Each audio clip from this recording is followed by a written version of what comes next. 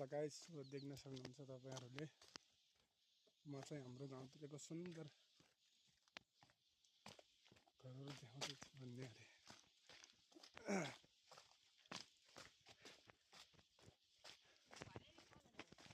कता उता बहिनी घरतिर जान लाग्छु। हजुर सीता न होला सीतालाई छोरो कति छ? छोरो ठिकै छ। कता घाँस काट्न जानु लाग्नु भयो होला।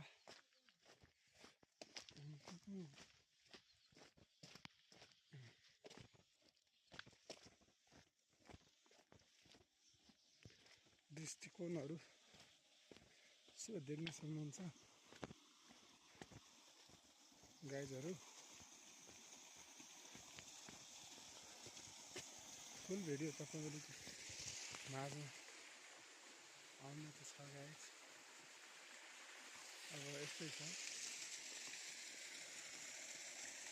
मौसम चाहिँ बर्खा लागिसकेको छ। तपनि